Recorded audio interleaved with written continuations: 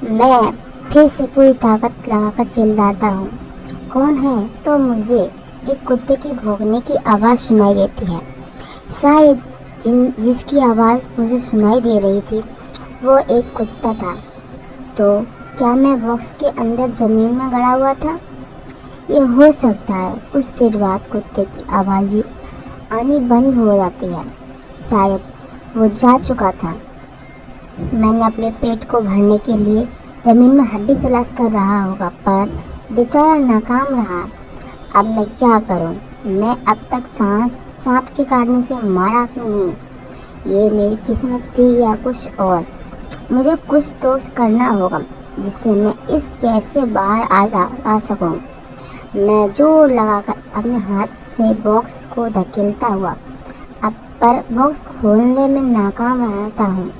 फिर पता नहीं मुझे क्या सूझता है, मैं अपने दोनों हाथों से बॉक्स के मुक्के मारने लगता हूँ।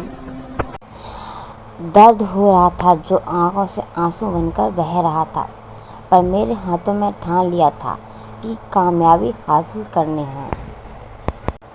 और होता भी यही है। अचानक मेरे हाथ बॉक्स से बाहर निकल आते हैं और जो छेद मेरे हाथों से बने थे उनके अंदर से सूरज की रोशनी बॉक्स के अंदर पड़ती है, जिसे देखकर मन को चैन मिलता है। फिर मैं धीरे धीरे बॉक्स में हुए छेद को इतना बड़ा कर देता हूँ जिससे मैं आसानी से बाहर निकल सकूँ। मैं बॉक्स के अंदर से उठने की कोशिश करता हूँ, पर शरीर मानो ज़मीन से बंधा हो उठा ही नहीं जा रहा था। मैं हिम्मत करता हूँ और बॉक्स से बाहर आ जाता हूँ। बाहर आते ही तेज रोशनी मेरी आँखों पर पड़ती है। मेरी आँखें उन्हें सहन नहीं कर पाती हैं और बंद हो जाती हैं। मैं कुछ देर वहीं पर बैठा रहता हूँ और कुछ देर बाद अपनी आँखें खोलता हूँ।